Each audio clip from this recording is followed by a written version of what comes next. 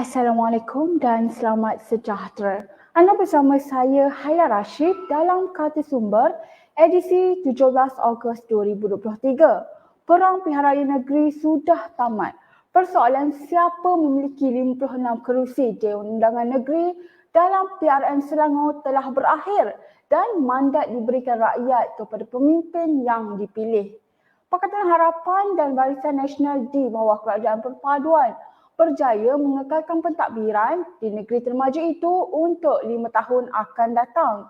PRN Selangor menyaksikan PH dan BN di bawah Kerajaan Perpaduan meraih 34 kerusi DUN, manakala PN berjaya menang 22 kerusi. Dan apa yang bakal kita bincang kupaskan pada malam ini? Kita akan menyentuh topik politik Selangor pasca PRN. Dan malam ini saya tidak berkeseorangan kerana saya ditemani oleh dua orang panel yang tidak asing lagi bersama sumber kini. Ia tak lain tak bukan blogger Datuk Kamal Amil Hijaz. Apa khabar Datuk? Assalamualaikum warahmatullahi wabarakatuh. Khabar baik Ilya. Ilya macam mana sihat? Alhamdulillah sihat. Dah hilang letih ya, letih. Demam pilihan raya. Bilang demam PRN. Ni nak menghadap lagi ni di Johor pula tu. Betul. Ya. Datuk join kat Johor?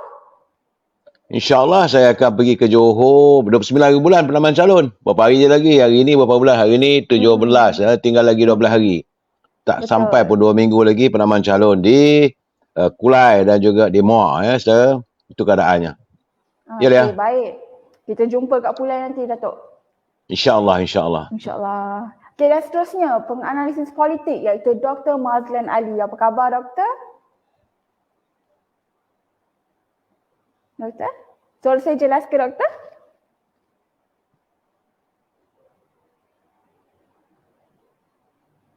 Doktor, adakah Doktor masih lagi bersama dengan saya? Ya. Saya dengar. Ya. Okey. Terima kasih kerana menyebut saya pada malam ni. Ya, khabar baik. Okey, terima kasih juga kerana sudi menerima jemputan kami sebagai panel untuk malam ni. Ya. Okey, baiklah. Tanpa kita membuang masa kepada para pelayar, jangan lupa like, share, follow dan subscribe Sumber Kini untuk mendapatkan info yang menarik dan berita terkini. Jadi tanpa membuang masa, saya teruskan pembincangan kita pada malam ini di mana yang menumpukan kepada PRN di Selangor. Jadi seperti yang kita maklum beberapa hari yang lepas setelah berlakunya hari pengundian, PH dan BN kekal menguasai Selangor, manakala PN muncul sebagai pembangkang yang agak kuat. Mandat yang diberikan rakyat memperlihatkan kerajaan perpaduan diberi kepercayaan berkhidmat kepada rakyat Selangor. Jadi bagaimana panel melihat perubahan politik di Selangor selepas pilihan raya negeri terkini? Jadi saya mulakan terlebih dahulu dengan Datuk. Apa kata Datuk? Silakan Datuk.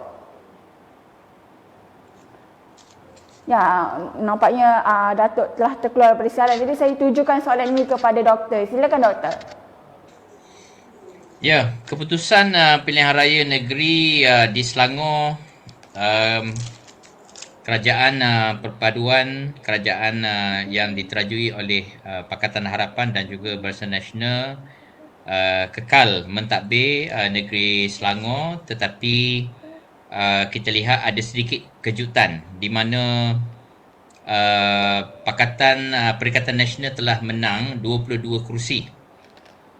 Nampak seperti ada penambahan selepas pilihan raya umum pada bulan November tahun lalu. Kita lihat di negeri Selangor ada peningkatan daripada Perikatan Nasional. Ini membayangkan bahawa sekarang di negeri Selangor sudah ada pembangkang yang kuat yang boleh melaksanakan proses semak dan imbang dengan baik di negeri ini.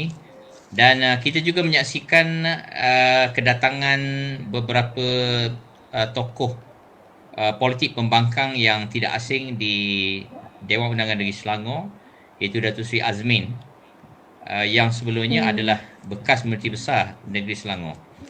Dan beberapa tokoh lain, seramai 22 orang anggota Dewan Undangan Negeri daripada parti pembangkang mereka akan melaksanakan semak imbang dan kerajaan negeri Selangor yang ada pada hari ini akan berdepan dengan situasi semak dan imbang.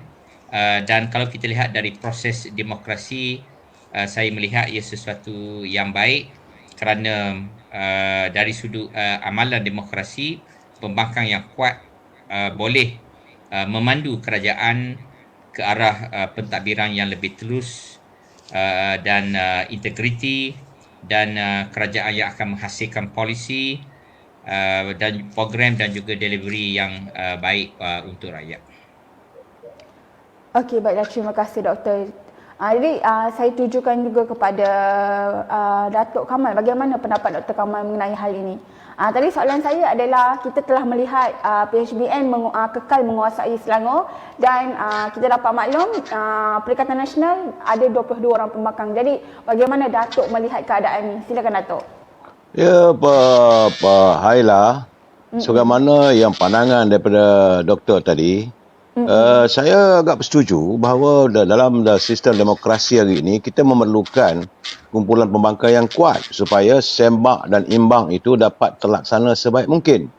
Kerana kalau tidak nanti, kalau two-third majority sahaja dan segala apa dibuat itu semua bulldoze, itu masalahnya kadang-kadang kita membuat polisi-polisi yang mengikut kehendak kita saja, tambah mementingkan soal rakyat. Saya selalu melihat kepentingan rakyat itu paling penting. Jadi jika berlaku sebarang kebobrokan dalam pentadbiran, politik dah berakhir sekarang. Kita ucapkan tahniah pada Datuk Seri Amiruddin Syari dan pemimpin-pemimpin yang lain. Saya merasakan bahawa inilah masanya untuk bekerja sesuai dengan harapan dan impian yang Maklumat Perdana Menteri, mahu melaksanakan pentadbiran yang close, yang tidak lagi adanya keciciran ataupun apa yang katakan kadang-kadang projek. Tadi pun yang Bapak Perdana Menteri menekankan masa untuk menghadiahkan projek untuk orang tertentu, untuk orang mengaut kekayaan, sudah over. Now inilah masa rakyat. Bagi saya ini kemenangan rakyat. Buat macam mana rakyat telah membuat keputusan. Jadi bagi saya tidak melihat itu sebagai ancaman, tetapi ini adalah kebaikan untuk rakyat bila mereka memilih kepimpinan yang sewajarnya mestilah telus, dan kita tak mahu lagi lah ada apa kita panggil tu bukan cicir yang bila projek tu sepatutnya 100 juta dinaikkan sampai 30 juta, adanya budaya korupsi, adanya budaya kroni. Jadi harapan Perdana Menteri mahu menghapuskan KKN, kronisme, korupsi dan nepotisme. Ini yang paling penting Elia. Saya merasakan dalam keadaan sekarang warga Selangor akan dapat melihat kepimpinan yang telus dan juga kepimpinan yang ada semak dan imbang yang begitu baik. Tapi janganlah buat kacau, supaya kita mengharapkan agar mereka yang telah dipilih sebagai wakil rakyat, sebagai ahli Dewan Negeri, melaksanakan tugas tanggungjawab, letakkanlah kepentingan rakyat di hadapan. Elia? Okey, baiklah, terima kasih Datuk. Tadi Datuk dah cakap, kalau dah ramai-ramai jangan buat kacau. Jadi seramai 22 adun pembangkang dari Perikatan Nasional dikatakan memberi kuasa semak dan imbang yang signifikan di Dewan Undangan Negeri Selangor. Bagaimana Datuk menilai cabaran utama yang dihadapi oleh pemerintahan baru di Selangor? Silakan Datuk. Saya tidak melihat itu sebagai cabaran. Life goes on dan kita kena way forward. Bukan bila kita dapat ramai pembangkang, bagi saya it's not cabaran. Inilah macam saya katakan, semak dan imbang. So jadi peranan-peranan setiap wakil rakyat. Cuma janganlah yang 22 orang ni hanya meletakkan kepentingan politik semata-mata. Mereka mesti letak kepentingan rakyat. Contoh saya katakan, semalam dah banjir di Shah Alam. Punca kebanjiran berlaku di Seksyen 13 adalah kerana pam rosak. Inilah yang kita melihatkan supaya pihak pentadbir dari segi politiknya dapat melihat pelaksanaan setiap perancangan itu dilaksana dengan sebaik mungkin. Dan soal tabatan banjir, soal isu tanah, isu bagaimana peniaga-peniaga yang dalam keadaan kesukaran sekarang, susahnya mereka untuk mendapatkan permit untuk berniaga, dan rigidnya mereka yang mentadbir di peringkat Majlis Perbandaran. Selalu saya tekankan, Elia, kalau penguatkuasa tengok makcik goreng pisang, terus angkat dia punya barang, tak sepatutnya begitu. Seharusnya pergilah jumpa makcik tu, bawa borang. Makcik tak isi borang lagi, kena daftar, dapatkan lesen, dapatkan permit. Sepatutnya mereka guide ataupun bimbing. Makcik-makcik ni kadang-kadang, Makcik Kiah, Makcik Minah buat goreng pisang Jus Demak. Mana mereka tahu soal pentadbiran? Jadi kita mengharapkan dengan adanya sembang dan imbang yang kuat sebagai ini sekarang ni, dan kerajaan tak boleh leka lah. Tak bolehlah sembrono meluluskan satu projek itu mengikut kehendak hati. Ya? Okey, baik. Itu daripada kata-kata orang politik. Jadi bagaimana pula secara akademiknya, doktor? Silakan, doktor.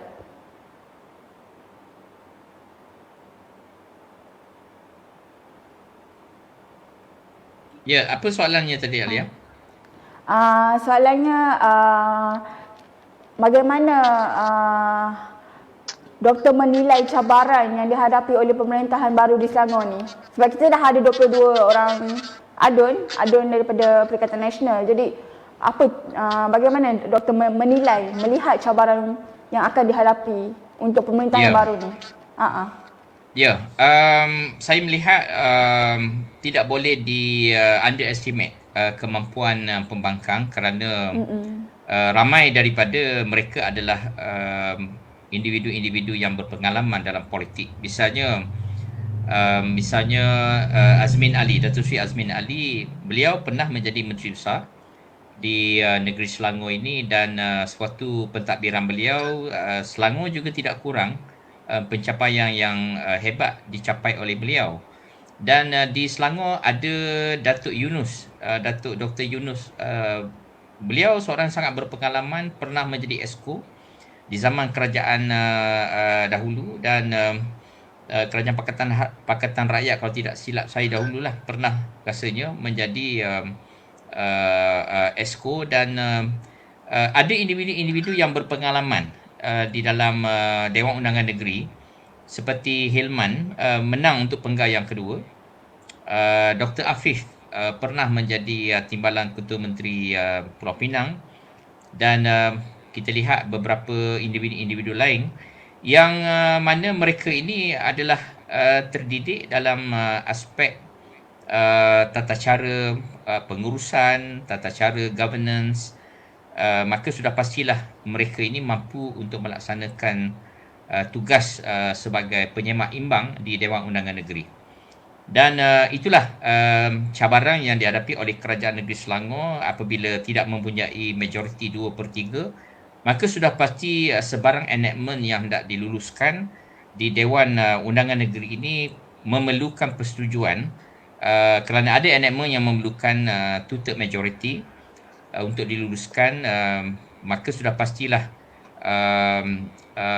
alasan untuk meminda ataupun membuat suatu enactment yang baru itu memerlukan persetujuan daripada semua pihak, termasuk pembangkang yang berada di dalam Dewan Undangan Negeri. Dan saya fikir Selangor ini sekarang berada pada landasan yang baik sebagai sebuah negeri yang maju, dan saya pandang dari sudut yang positif. Demokrasinya adalah apabila ada penyemak imbang, maka ia sebenarnya membawa satu keadaan yang lebih baik kepada kerajaan, kerana kerajaan akan menguruskan negeri ini dengan penuh objektif dan tidak boleh melakukan sebarang tindakan berdasarkan kepentingan politik semata-mata. Ini berbeza yang berlaku di negeri Terengganu sekarang, kerana negeri Terengganu tidak ada pembangkang, maka proses semak dan imbang itu tidak akan berkesan kerana lazimnya parti pembangkang yang boleh melaksanakan tugas itu, seperti yang sedang wujud di dalam negeri Selangor sekarang. Okey, Datuk. Doktor, saya nak selitlah sedikit. Adakah doktor ramalan kemenangan Azmin Ali di Hulu Kelang menepati ramalan doktor sebelum ni? Sebab boleh dikatakan Hulu Kelang antara hot seat di Selangor. Jadi adakah kemenangan ni adalah menepati ramalan doktor sebelum ni? Sebelum ini saya pernah membuat kenyataan di media menyatakan bahawa Azmin Ali ada peluang untuk menang di Hulu Kelang ini, memandangkan dalam pilihan raya parlimen ada yang ke-15 tahun lepas, Azmi Ali sebenarnya menang agak banyak juga undi di Hulu Kelang sebenarnya. Berbanding kursi-kursi lain di dalam Parlimen Gombak. Jadi tetapi saya agak tidak menjangka bahawa saudara Hilman, Yang Berhormat Hilman boleh menang di Gombak Setia. Kerana saya menjangkakan calon Barisan Nasional yang lebih berpengalaman, yang lebih dewasa mungkin akan menang kursi tersebut. Manakala Menteri Besar Amiruddin Syari sudah dijangka boleh menang di situ. Ini berlaku kerana dijangka ada sejumlah pengundi yang merupakan ahli ataupun penyokong UMNO nampaknya telah melakukan transfer undi kepada Perikatan Nasional yang membolehkan Azmi Ali menang dengan kelebihan 1,000 lebih majoriti di Hulu Kelang. Kita juga menjangkakan bahawa Azmi Ali mungkin boleh melakukan kejutan di Hulu Kelang itu, memandangkan beliau bukanlah calon-calon tokoh. Kerana ketokohan beliau ini selain menjadi Menteri Besar, pernah menjadi Menteri Kerajaan Pusat, Menteri MITI, yang sudah pastilah pengaruh beliau yang begitu kuat. Malah semasa beliau berada dalam parti PKR, beliau pernah mengalahkan Rafizi Ramli untuk jawatan timbalan Presiden PKR, menunjukkan Azmi adalah seorang individu yang berpengaruh sebenarnya dalam politik di negeri Selangor. Maka adalah satu kesilapan bagi sesiapa yang memandang enteng ataupun memandang rendah kepada keupayaan Datuk Seri Azmi. Okey, baiklah. Terima kasih Doktor. Jadi seterusnya, apa langkah-langkah yang boleh diambil oleh pemerintahan baru untuk meningkatkan kepercayaan rakyat dan mengatasi isu-isu politik yang timbul, terutamanya berkaitan sentimen 3R? Silakan Datuk. Melihat sentimen 3R ini adalah satu benda yang membataskan ahli politik untuk berbicara secara sembrono. Tetapi apa yang saya lihat dari segi kemenangan, calon-calon dan sebagainya, kali ini saya tidak mahu bersikap bias, tetapi saya melihat bahawa elemen-elemen politik wang itu masih terserlah lagi, saudara, sebab saya dapatan saya macam-macam ada. Tapi saya tak mahu bercakap lah, benda yang lepas itu sudah lepas lah. Jadi cabaran yang hadapan, siapa saja yang memimpin kerajaan negeri Selangor wajar meningkatkan upaya dan mesti mendekati rakyat. Ini yang paling penting. Saya melihat kadang-kadang mereka yang bergelar yang berhormat ataupun ahli Dewan Negeri ataupun ahli Parlimen, masa musim pilihan raya saja mereka rapat dengan rakyat, santun dengan rakyat, berjanji itu dan ini, tetapi akhirnya setelah mereka diangkat sebagai ahli Dewan Negeri ataupun ahli Dewan Parlimen, mereka alpa. Malahan rakyat nak jumpa pun susah. Ini akhirnya menimbulkan dendam rakyat. Sebenarnya saya lihat ramai calon-calon dari Barisan Nasional yang tewas di Selangor khususnya kerana dendam rakyat. Rakyat merasakan bahawa bila mereka diangkat sebagai pemimpin dan tidak pun membicarakan soal rakyat. Saya melihat sepanjang musim persidangan Dewan Negeri ataupun Dewan Parlimen, apa yang dibicarakan soal politik, tak ada cerita soal bagaimana untuk meningkatkan poket rakyat supaya dapat tebal sedikit, bagaimana kehidupan rakyat dapat disantuni, bagaimana kata kehendak Perdana Menteri, kita harus menangani derita rakyat. Jadi wang semakin tipis dalam poket rakyat, barang yang walau murah pun terasa mahal. Elia, saya menekankan kalau kita ada wang, maka apa saja kita lihat murah. Tetapi kalau wang tak cukup, walaupun barang tu murah, tetap terasa mahal kerana keperitan dalam hidup. Tapi saya melihat apa yang diberi oleh Datuk Amiruddin Syari, ada usahanya, bukan tak ada usaha. Tapi itu bukan harus diungkit-ungkit. Jadi apabila musim pilihan raya, mereka mengungkit, Selangor dah bagi itu, dah bagi ni, rakyat rasa marahlah juga. Nak bagi-bagilah. Tetapi apa yang dilakukan dalam persidangan Dewan Negeri, apa yang dilaporkan oleh media, amat mengecewakan rakyat. Isu tanah di Selangor misalnya, bagaimana rakyat yang dah menduduki kawasan lebih daripada 30 tahun misalnya, akhirnya diberi pada syarikat. Persoalan ini yang menjadikan rakyat timbul dendam di hati rakyat. Soal politik lain saya tak nampak di Selangor ni, sebab dia kena ingat tahun 1969 Elia, apabila parti Perikatan kalah teruk di Selangor dan akhirnya pimpinan waktu itu membuat garisan supaya dipisahkan sebahagian daripada negeri Selangor itu kepada wilayah persekutuan. kerana pola pengundi. Pengundi-pengundi yang bukan Melayu, yang tidak begitu ramai, yang begitu ramai di setengah kawasan macam di Kepung, Bukit Bintang dulu semua dalam negeri Selangor. Jadi untuk mengelakkan supaya mampulah kerajaan, perikatan ataupun kerajaan Barisan Nasional membentuk kerajaan to sustain the power. Itu saja matlamatnya saya melihat. Tetapi sekarang ini kerana mereka juga diaspora telah berlaku. Sudah berlaku macam di Shah Alam, di Damansara, di Petaling Jaya, kawasan-kawasan yang dulu dominannya warga Melayu itu sudah semakin susut. Begitu juga di Kajang, di Dusun Tua misalnya. Dulu kawasan ini semua kubu UMNO. Di Kuala Kubu misalnya. Jadi sekarang ini pimpinan harus melihat isu kehidupan rakyat mesti disantuni dan ketepikan soal politik resis. Rakyat mahu hidup aman dan tentram. Saya selalu katakan warga Cina ni kalau mereka dapat 3 jaminan. Itu pertama, mereka boleh cari makan, boleh dapat penghidupan. Yang kedua, anak-anak boleh pergi ke sekolah, jangan dibincangkan soal sekolah itu, sekolah ini. Dan ketiga, mereka nak ketenteraman, adanya security, adanya keselamatan. 3 ini mereka akan kembali lah, tak ada masalah.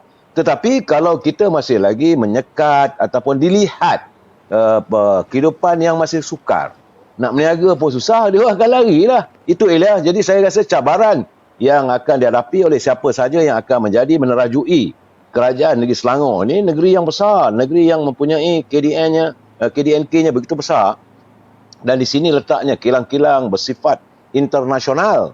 Jadi seharusnya mereka lebih mantap, lebih gigih untuk mewujudkan polisi-polisi yang baik. Dan seandainya pimpinan pembangkang hanya masih tega dengan kepembangkangannya, rakyat akan melihat dan mereka akan menghukum dalam pilihan raya akan datang. Elia. Betul. Okey, baiklah Datuk. Terima kasih. Jadi, tadi kita ada menyentuh sedikit mengenai dengan Datuk Aminuddin Syari. Jadi, mengikut kajian Ilham Center sebelum PRN lalu, imej dan polisi Datuk Menteri Besar Selangor sangat baik dan diterima oleh rakyat. Tapi dalam PRN baru-baru ini 22 kerusi dimenangi Perikatan Nasional terutamanya di kawasan majoriti Melayu. Adakah sebenarnya politik 3R ni menghakis kekuatan dan kebolehan seseorang pemimpin? Saya tujukan soalan ini kepada doktor. Silakan doktor. Ya, sebenarnya dalam pilihan raya yang ke-15 yang lalu, sebenarnya pilihan raya negeri minggu lepas adalah manifestasi PRU 15 yang lalu. Kita sudah lihat sebenarnya di Selangor ini Perikatan Nasional sudah menang 6 kerusi parlimen, dan di kawasan inilah Perikatan Nasional menang nampak begitu selesa, malah mereka berjaya menembusi beberapa kerusi-kerusi yang lain. Termasuk sebelum ini menjadi kubu kuat Pakatan Harapan seperti di Sungai Kandis, di Gombak Setia, di Sungai Ramal, dan ada beberapa kursi seperti Semenyih juga adalah kursi-kursi yang sebelum ini adalah bukan sebenarnya kubu Perikatan Nasional. Tetapi kenapa di dalam pilihan raya negeri baru-baru ini nampak ada peningkatan? Sebenarnya saya telah melihat score sheet di Selangor ini. Saya menganggarkan kira-kira 35 ke 40% daripada penyokong dan juga ahli-ahli UMNO telah melakukan transfer undi kepada Perikatan Nasional.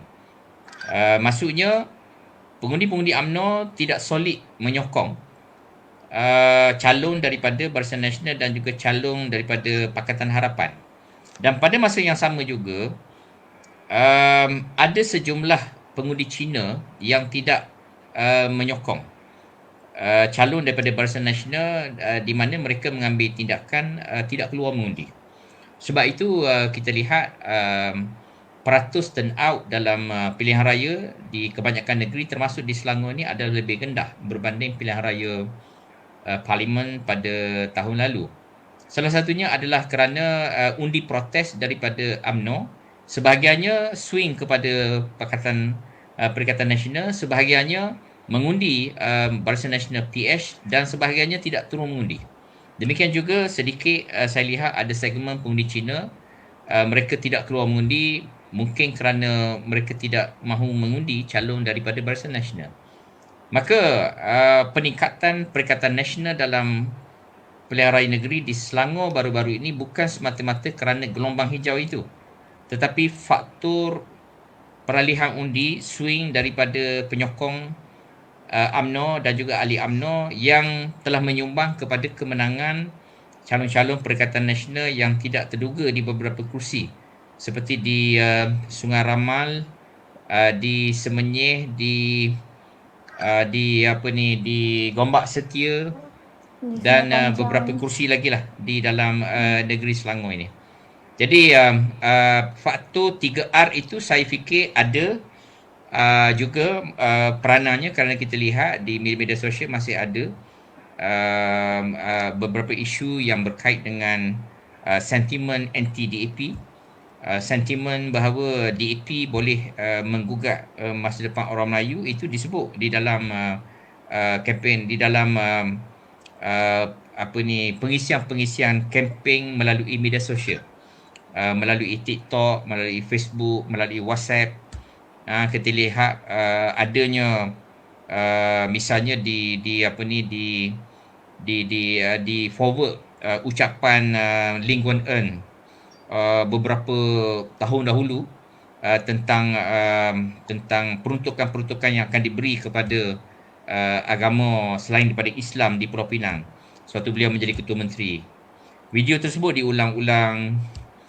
Kemudian ada beberapa perkara yang berkait dengan ancaman kepada Islam. Misalnya dibawa-bawa di dalam media sosial ini, sudah pastilah dia akan mempengaruhi.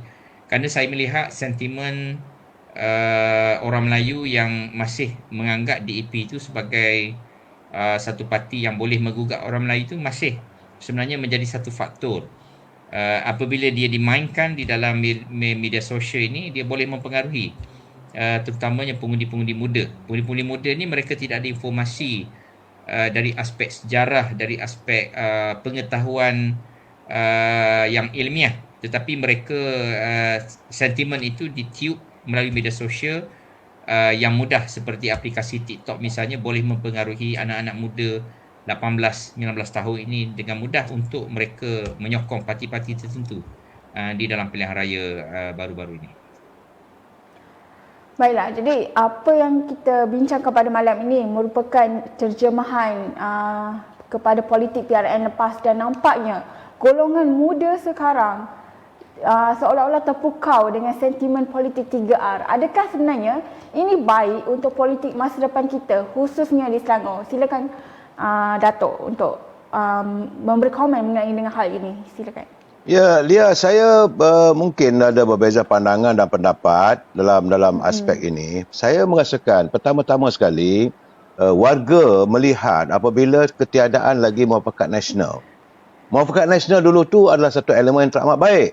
Tetapi apabila kita tidak lagi bersama dengan muafakat nasional, ini dijadikan konon-kononnya UMNO ni tidak setuju dengan perkembangan Islam dan doktrinasi terhadap parti DAP juga, sebagaimana kata doktor tadi, bahawa anak-anak muda dia tak dapat memahami rasional, banyak mengikut sentimen dan pengaruh media sosial.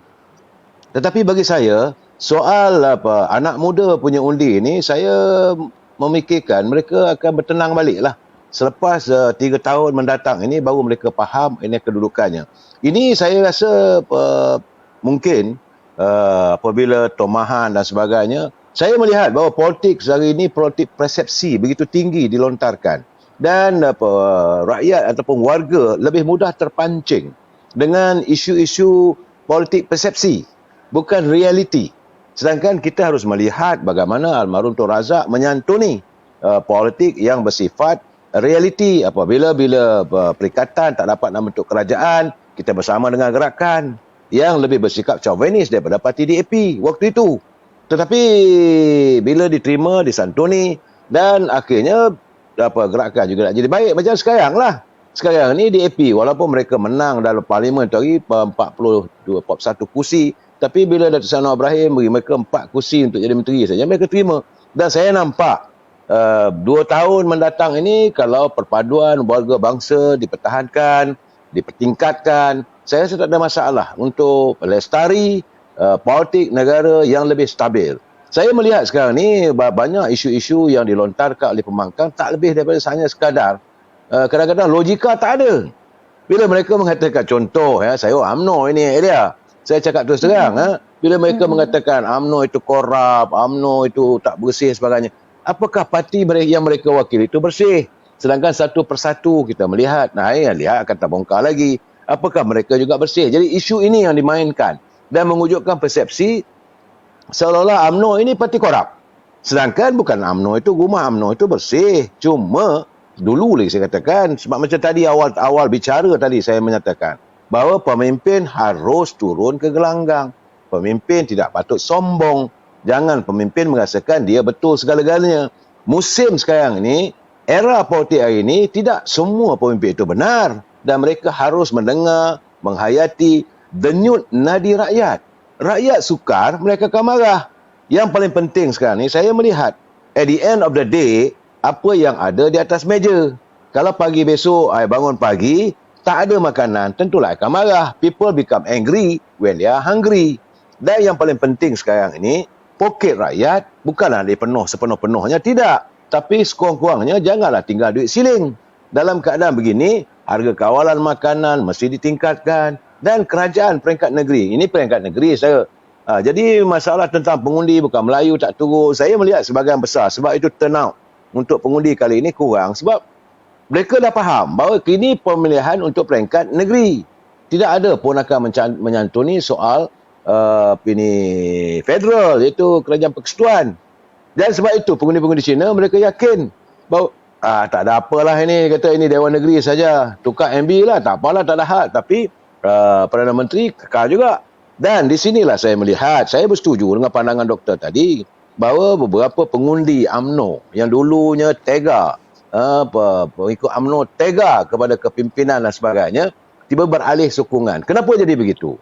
Sebab mereka juga adanya elemen-elemen yang sekarang ni, Perdana Menteri menghadapi masalah sebab beliau menangani isu untuk membasmi korupsi. Sebab itu, saya tak mau tuduhlah saya. Tetapi saya melihat apabila Datuk Seri Anwar Ibrahim berusaha untuk memerangi korupsi, mereka yang terjebak dalam korupsi selama hari ini, yang hidup senang lenang lah jadi sesuatu jawatan itu boleh mudah mengaut keuntungan. Mereka tak sukalah. Siapa yang suka apabila tiba-tiba peluang untuk dia mengaut kekayaan sudah terhenti melalui elemen korupsi? Mereka ini juga menyumbang kepada masalah untuk mendapat keyakinan di peringkat kerajaan Pakatan Harapan. Jadi soal sekarang ni, apakah Datuk Seri Anwar Ibrahim harus berhenti? Saya mengatakan dia tak boleh berhenti, dia akan meneruskan sebab negara akan jadi rosak kalau kita meneruskan legasi soal ini main tutup mata sebelah, tak boleh. Dan sekarang ni punca saya melihat bahawa mereka merasakan ini kanak setengah, ini juga menyumbang bahawa kalangan, saya tak nak tuduh siapalah, tapi ini jelas setengah pihak mereka benci usaha Datuk Seri Anwar Ibrahim untuk memerangi korupsi. Ini masalah besar yang saya lihat, dan beliau juga beberapa kali dia melontarkan pandangan waktu masa musim kempen, ada pihak mau menjatuhkan beliau bukan kerana Anwar Ibrahim, kerana beliau memerangi korupsi. Ini masalah yang kita hadapi dan perlu ditangani, Elia. Okey, baik. Datuk, saya nak selit sedikitlah. Kalau kita tengok hari ini pun pemuda UMNO ada buat postmortem dan semestinya akan ada pelbagai perbincangan untuk menyelesaikan masalah dalaman parti. Dan andai kata masalah ini dapat diselesaikan, adakah dengan penyelesaian tersebut mampu untuk menarik anak muda kembali menjadi penyokong Barisan Nasional? Saya terus terang saya katakan, the failure of UMNO, saya ingat sebulan setahun dah saya bercakap, apabila peringkat pimpinan angkar umbi tidak menyantuni di akar umbi. Dan pemimpin masih lagi tega berada di anjung kuasa, seronok begitu. Dan mereka melihat UMNO ini adalah ladang untuk mengaut hasil keberuntungan. Ini yang silapnya, persepsi dia orang setengah orang. Jadi akhirnya UMNO ini dia dijauhkan oleh setengah pihak. Yang kedua, masalah yang dialami oleh UMNO. Ini saya cakap terus terang lah. Sebab sebelum pilihan raya ada berlaku pertandingan di peringkat bahagian. Ada pemilihan bahagian, Elia. Jadi bila pemilihan bahagian, UMNO ni masalahnya bila dia lepas saja musim pemilihan, yang menang itu akan berucap, kita biduk lalu, kiambang bertaut. Kita haruslah bersikap, cari-cari bulu ayam, akhirnya bercantum jua. Sebenarnya itu hanya retorik saja. Bila saja berlaku pertandingan, yang kalah dia akan memusuhi pihak yang menang. Dan yang menang pula itu akan merasa curiga kepada orang yang pernah mencabar dia. Jadi berlaku pemisahan sebelum pilihan raya. Di peringkat akar umbi sudah terpisah dua. Jadi kalaulah pula mereka ini terpilih, pihak yang kalah itu tidak terpilih sebagai calon, maka berlakulah sabotaj, tidak mau turut serta, tak mau berkempen, tak mau turun untuk memenangkan parti sebab dendam. Sebab itu kalau mereka mengamalkan prinsip demokrasi, yang kalah mesti menghormati yang menang dan yang menang pula tidak menginaya ataupun menekan pihak yang kalah, saya rasa dapat disantuni. Tapi ini tidak berlaku. Bertandinglah di ketua cawangan pun. Kalau bertanding ketua cawangan, pihak yang kalah tu akhirnya dia tidak mau campur tangan. Tak mau orang panggil untuk kita buat ceramah politik, dia tak turun. Itu peringkat cawangan. Bagaimana peringkat bahagian, Elia? Bila berlaku pertandingan, boleh saya melihat, boleh kata semua bahagian ada pertandingan. Dan yang mana yang muda menang. Jadi yang tu kata, bantalan korang lah. Ini masalahnya sekarang ni dalam UMNO, sebelum adanya pemilihan pilihan raya, ada pemilihan parti. Ini yang dari dulu lagi pemimpin dah sedar. Sebab itu zaman dulu kalau nak adakan pilihan raya, 18 bulan, tak boleh adakan pemilihan parti. Sebab masalah inilah. The core of the problem is, warga UMNO kebanyakannya tidak menghormati prinsip demokrasi. Dan bila mereka merasa kalah, akhirnya bermusuh sampai mati. Bertanding pilihan raya tak ada masalah. Saya bertanding katalah kawasan Petaling Jaya lawan dengan Elia. Habis pilihan raya tak ada masalah. Ataupun doktor bertanding lawan saya, Parlimen Kajang misalnya. Doktor bertanding, saya bertanding. Bila sahaja rakyat memilih, kita senyum. Tapi kalau doktor lawan saya di peringkat bahagian, bertanding sebagai ketua bahagian, sampai mati orang tak suka. Dan kemudian ada kelompok. Ada pula ini satu papan, ada cai. Ini orang saya.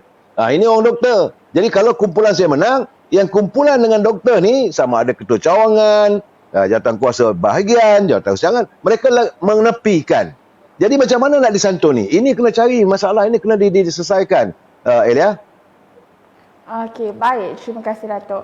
Jadi, menang majoriti 2/3 hanya sekadar angan-angan PRN apabila keputusan berpihak sebaliknya. Bagaimana doktor melihat perkara ini? Adakah perkara ini merupakan satu kesukaran atau kelemahan kerajaan negeri untuk merangka strategi baru memperkukuhkan pentadbiran negeri? Silakan doktor.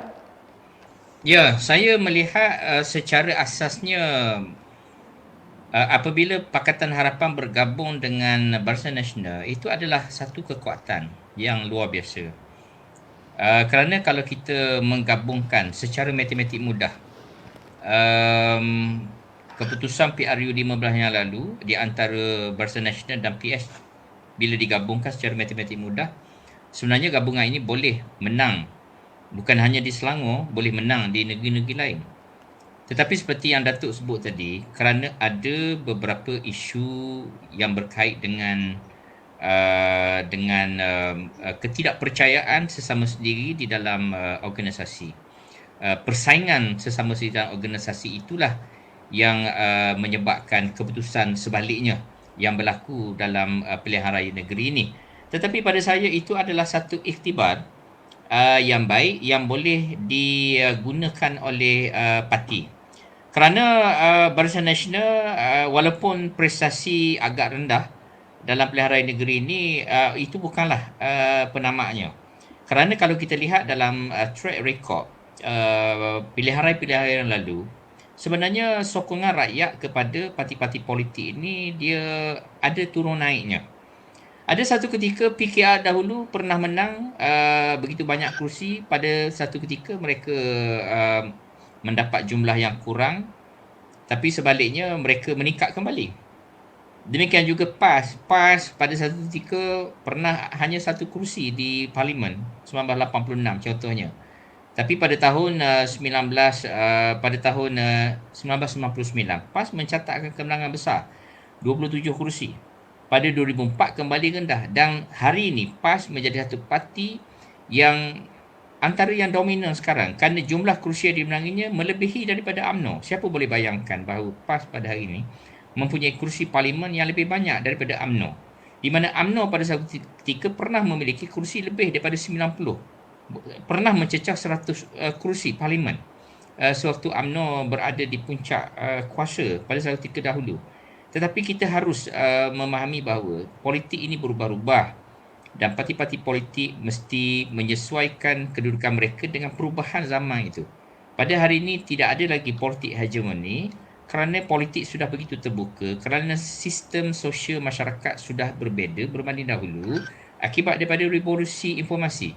Pada hari ini rakyat boleh mengakses maklumat dengan mudah melalui media sosial, tidak seperti zaman kanak-kanak saya dahulu. Zaman dahulu mengakses maklumat hanyalah daripada RTM dan juga beberapa media akhbar utama seperti Utusan Malaysia dan Berita Harian saja. Tapi pada hari ini rakyat boleh mengakses, malah mereka ada satu aplikasi yang sebenarnya mereka tidak perlu membelanjakan wang yang banyak, tetapi mereka mendapat informasi yang banyak. Jadi kerana itu, walaupun keputusan di Selangor ini 22 kerusi dimenangi oleh pembangkang dan UMNO menunjuk prestasi yang tidak begitu baik, bukanlah ini penamat dia. Kerana dalam tempoh yang ada ini di peringkat parlimen, UMNO masih adalah sebahagian daripada kerajaan yang sebenarnya mereka mempunyai satu rakan yang boleh dipercayai. Kerana saya melihat dalam track record Pakatan Harapan ini, PKR, DAP dan juga Amanah adalah koalisi yang sebenarnya mereka sangat setia di dalam hubungan ini. UMNO boleh menjadi satu rakan yang boleh dipercayai di dalam kerajaan perpaduan sekarang. Maka dalam tempoh 4 tahun yang ada, UMNO sebagai salah satu komponen dalam kerajaan perpaduan gunakan selama 4 tahun ini untuk memenangi kembali hati rakyat dengan memberi khidmat yang baik. Kerana UMNO sebagai rakan dalam kerajaan, mereka mempunyai kementerian, mereka boleh melakukan program-program penyampaian yang lebih baik, mengadakan polisi yang lebih baik yang boleh memikat rakyat. Kerana rakyat ini dia berubah-ubah. Pada hari ini segmen orang muda 40 tahun ke bawah adalah segmen terbesar di dalam politik demokrasi, dan mereka ini pandangan mereka ini boleh berubah-ubah. Kerana orang muda ini mereka tidak sangat setia kepada parti. Mereka melihat parti ini seperti mereka membeli barang dia di dalam kedai. Dalam istilah sains politik kita sebut sebagai the mentalist consumerist, pengguna politik. Kalau hari ini mungkin orang muda tengok Perikatan Nasional ni satu kedai yang baik, maka mereka banyak menyokong. Tetapi kalau kerajaan perpaduan, sama ada di peringkat persekutuan ataupun di negeri, mampu untuk memberikan khidmat yang baik kepada mereka dan memperkenalkan polisi, program dan juga penyampaian yang baik, saya fikir mungkin mereka akan mencari kedai baru, iaitu kedai kerajaan perpaduan, dan mereka boleh transfer swing undi mereka pada PRU ke-16 akan datang. 16. Itu bukan satu perkara yang mustahil pada saya. Baiklah, persaingan sengit ini ada dikaitkan dengan prestasi kerajaan perpaduan di peringkat pusat. Adakah adil dalam tempoh masa 9 bulan baik buruk kerajaan ini diukur melalui PRN baru-baru ini? Silakan Dato'. Saya melihat bahawa kadang-kadang logika, sebab awal saya kata tadi, mereka bersikap lebih kepada persepsi. Dan mereka mengharapkan kalau boleh hari ini juga. Dulu saya dah bagi tahu, Datuk Seri Anwar Ibrahim tidak mempunyai tongkat sakti. Dia tak boleh ketuk aja tongkat tu jadi, tak boleh. Dan tambah lagi kalau kita nak menangani soal aspek ekonomi, di mana dunia dilanda oleh kemerungan ekonomi. Jadi dalam keadaan begini, dan yang paling berat sekali, beliau inherit ataupun mewarisi hutang yang begitu besar. Jadi sebab itu polisi-polisi yang digubal oleh Datuk Anwar Ibrahim tidak dapat dijelmakan waktu sekarang. Saya dah bagi tahu, Ilya, kalau you dengar saya punya live semua, tak maaf ya. Datuk Seri Anwar Ibrahim ni, dia saya ibaratkan seperti baru masuk rumah lama. Dia bukan masuk rumah baru. Tapi persepsi rakyat, Datuk Seri Anwar Ibrahim, dia jadi kerajaan, berada di Putrajaya, dia seolah-olah macam rumah baru. Segala-galanya boleh buat. Tak boleh sebab rumah lama tu dah penuh dengan sampah sarap. Rumah lama yang ada hutang-hutang yang begitu banyak, yang penuh dengan korupsi, penuh dengan anak-anak, penuh dengan parasit. Ini yang sedang dilakukan oleh beliau untuk membersihkan rumah itu. Dalam usaha beliau membersihkan rumah ini, waktu yang sama, penghuni rumah kena sediakan makanan. Ini analogi saya lah. Sama ada doktor setuju tak setuju, pulang. Dari bagi saya itu keadaannya. Kalaulah dia kata dia ambil rumah baru, segala-galanya baru, itu mudah untuk dilaksanakan. Tapi sekarang ini tak boleh. Dia inherit daripada peringkat kerajaan negeri, daripada majlis perbandaran, bawa kepada kerajaan negeri, daripada kerajaan negeri, bawa kepada parlimen, peringkat kementerian. Banyak benda yang perlu dilaksanakan. Itu pun beliau menyantuni sedikit demi sedikit, tetapi tidak dapat dilihat secara jelas dan nyata. Kerana dia inherit all the problem. Dan untuk memperbetulkan segala masalah ini, dia tak boleh ambil masa sehari dua hari. Jadi saya rasa tidak adil lah kalau dalam tempoh 8 bulan, 9 bulan terus dihukum. Dan sedangkan kita lihat sendiri, pimpinan Dr. Mahathir, dia cuba nak membersihkan keadaan waktu dia mentadbir 22 bulan. Pun tak mampu untuk menjelmakan sesuatu yang menggembirakan rakyat. Apabila Tan Sri Muhyiddin jadi Perdana Menteri, 17 bulan. Bukan 1 bulan. Tapi penuh dengan mereka beralasan lah konon COVID itu hanya sekadar denial syndrome. Kalau mereka benar-benar sayangkan rakyat, santuni rakyat apa semua, tidaklah berlaku kebejatan sebagaimana kita lihat. Begitu juga Datuk Ismail Sabri jadi Perdana Menteri 14 bulan. So rakyat Malaysia dan sebagainya macam-macam. Jadi kalau hanya sekadar slogan, yang saya lihat sekarang ni apa yang cuba dilakukan oleh pimpinan negara, dia membersihkan rumah.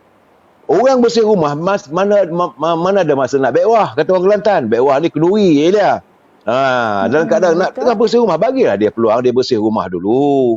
Segala anak-anak, segala sampah sarap, segala sawang, biarlah dia cat rumah tu dulu. Madani, cantik rumah. Barulah dia buat, okey, kita adakan kenduri doa selamat. InsyaAllah, itu saya terjemahkan dalam keadaan yang bahasa mudah lah. Elias, tanya doktor. Lihat perkara ini? Ya, minta doktor komen lah pandangan saya tu. Ya. Bagaimana ya, doktor melihat perkara ini? saya bersetuju dengan pandangan Datuk tadi kerana kita lihat Alia, kita lihat satu perkara yang mudah. Ini kerana saya memerhatikan perkembangan kerajaan perpaduan selama 8 bulan ini. Kerana di universiti, di pusat pengajian politik dan governance yang saya terajui di universiti ini, kita selalu membuat survey dan juga kita melihat perkembangan kerajaan selama 8 bulan. Saya ambil contoh ya, harga ayam dan juga barang-barang keperluan yang dikawal oleh kerajaan sejak puasa hari itu, sejak Ramadan sampai hari ini, kita tak pernah dengar ada isu kekurangan barangan asas ini, sumber protein ini. Sewaktu arwah Salahuddin Ayub, Menteri di Kementerian Perdagangan Dalam Negeri, menjadi menteri, beliau telah terbukti deliver isu rakyat ini. Yang ada kenaikan, kita tidak nafikan ada kenaikan barang-barang premier. Itu bukan masalahnya kerana rakyat ada pilihan. Yang berkemampuan boleh ambil barang-barang yang premier ini, tetapi yang barang kawalan yang kerajaan kawal, barang-barang yang menjadi asas seperti tepung, beras, sumber protein seperti ayam dan sebagainya ini, nampak tidak ada isu. Sejak Ramadan sampai hari ini kita tak pernah dengar ada orang komen tentang tak ada barang di pasaran. Malah saya meneliti tinjauan di pasar-pasar sekarang, harga ayam sekarang dalam RM7 1 kilo. Ini satu keadaan yang sebenarnya realitinya, kalau mereka faham bahawa kerajaan di bawah pimpinan Anwar Ibrahim, mereka sudah berusaha melakukan sesuatu untuk membantu. Cuma seperti yang Datuk sebut tadi, diperlukan masa. 8 bulan ni pada saya bekerja dalam situasi negara mempunyai hutang yang banyak, dalam situasi pembetulan perlu dilakukan kerana rakyat yang terkesan dengan pandemik COVID yang kehilangan pendapatan selama beberapa tahun lepas itu perlu dipulihkan, memerlukan masa. Dan saya percaya banyak insentif-insentif yang Perdana Menteri telah buat untuk rakyat, dan saya percaya sekiranya 1 tahun atau 2 tahun daripada sekarang, setelah pendapatan negara meningkat, hutang dapat dikurangkan, pertumbuhan ekonomi yang lebih baik, dan dengan peningkatan produktiviti, saya fikir rakyat akan menikmati satu taraf kehidupan yang jauh lebih baik pada masa sekarang. Yang penting adalah kestabilan negara ini perlu dikekalkan. Sebab tu saya menolak pandangan yang menyatakan supaya pemimpin dalam UMNO perlu diubah, perlu diganti. Sebab pada saya, pucuk pimpinan UMNO sekarang perlu terus meneruskan kepimpinan mereka kerana ini dalam situasi sukar. Kalau berlaku transformasi pertukaran kepimpinan pada masa yang getir ini, dia boleh menimbulkan kesan buruk yang kesan berantai yang lebih mudarat. Maka selepas pilihan raya ini ada masa untuk bekerja, beri peluang kepada pemimpin ini untuk meneruskan, termasuk dalam UMNO untuk satu tempoh. Saya percaya bahawa peralihan kepimpinan itu dapat dilaksanakan dengan lebih telus, dengan lebih sopan dan dalam situasi yang baik supaya transformasi kepimpinan itu dilakukan setelah kepimpinan parti dan juga pimpinan negara dapat menyelesaikan isu-isu rakyat yang wujud pada masa sekarang. Okey doktor, kalau kita lihatlah sekarang ni, undi popular PH mendahului dan bersandarkan kepada analisis yang dibuat walaupun Perikatan menang DUN. Tetapi jika diterjemah kiraan berdasarkan situasi parlimen, PN sebenarnya hilang 2 kerusi parlimen. Jadi bagaimana doktor melihat perkara ini? Adakah ianya cuma alasan untuk menyedapkan hati? Silakan doktor.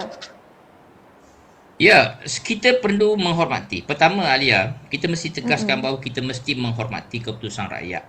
Termasuklah rakyat memberikan kepercayaan penuh kepada Perikatan Nasional di Terengganu. 32 kursi dimenangi, disapu bersih oleh Perikatan Nasional di Terengganu. Itu adalah pilihan rakyat. Di Kelantan, sekurang-kurangnya ada 2 wakil daripada Kerajaan Perpaduan, iaitu satu daripada Amanah dan satu daripada Barisan Nasional. Saya kira itu sudah cukup baik. Sekurang-kurangnya ada 2 wakil yang akan menyemak imbang di negeri Kelantan. Kursi-kursi lain mereka beri terus kepercayaan kepada Perikatan Nasional. Kita juga harus menghormati keadaan itu. Itu adalah pilihan rakyat. Termasuklah di Kedah. Menteri Besar Kedah, walaupun beliau berdepan dengan kontroversi dan juga kritikan, tetapi beliau mampu memimpin dengan memenangi 33 daripada 36 kursi di Kedah. Itu adalah sesuatu yang kita perlu menghormati keputusan rakyat. Tetapi pada masa yang sama, kena hormati keputusan rakyat yang telah dibuat pada pilihan raya ke-15 yang lalu dengan memberikan sejumlah kemenangan kepada parti-parti yang membentuk Kerajaan Perpaduan pada hari ini. Kerajaan parti koalisi Pakatan Harapan yang menang 82. UMNO Barisan Nasional menang 30. Dan parti-parti pada Sabah dan Sarawak, mereka telah bermuafakat untuk menubuhkan kerajaan dengan majoriti 148 kursi. Itu adalah sesuatu yang perlu dihormati oleh semua pihak. Jadi tidak timbul isu menggantikan kerajaan yang sedia ada, kerana kerajaan yang ada sekarang ini adalah kerajaan yang didokong oleh parti-parti, sejumlah parti yang mereka mempunyai wakil di parlimen langsung dipilih oleh rakyat. Dan kita harus ingat bahawa keputusan untuk mengadakan kerajaan ini adalah keputusan oleh pucuk pimpinan parti yang dibuat secara blok. Kerana apa? Negara kita sudah mempunyai sebuah satu undang-undang yang menetapkan bahawa individu ahli parlimen tidak boleh membuat keputusan untuk memilih mana-mana parti setelah mereka dipilih kerana mereka terikat dengan undang-undang ini. Jadi apabila sebuah parti itu sudah memilih untuk mewujudkan kerajaan perpaduan ini, maka semua ahli parlimen yang lain perlu menghormati keputusan pucuk pimpinan kerana ia adalah selaras dengan akta lompat parti yang ada pada masa sekarang. Dan tambahan pula, mereka sebelum menjadi calon, mereka dengan sukarela mereka mengakui menandatangani aku janji bahawa mereka akan patuh kepada keputusan parti untuk memilih kerajaan. Jadi pada masa kita menghormati keputusan PRN yang memberi banyak kerusi di 3 negeri di utara dan pantai timur, kita kena hormat, dan pada masa yang sama kita kena juga hormat keputusan yang dibuat oleh rakyat di 3 negeri yang memberi kemenangan kepada Pakatan Rakyat, Pakatan Harapan dan juga Barisan Nasional di 3 negeri ini. Tidak timbul soal menjatuhkan kerajaan, menggantikan kerajaan baru, kerana kita mesti berpegang kepada prinsip demokrasi yang mana rakyat telah memberi mandat kepada parti-parti ini di dalam pilihan raya yang 15 yang lalu dan juga pilihan raya negeri di 6 negeri baru-baru ini. Baiklah, terima kasih Doktor. Jadi kita pun telah berada di hujung rancangan. Jadi saya mulakan, saya beri laluan kepada Datuk Kamal Amir Hijaz untuk menggulung perbincangan kita pada malam ini. Silakan Datuk. Satu perbincangan yang agak menarik bagi saya. Doktor dari segi akademiknya, saya dari segi pengamal politiknya.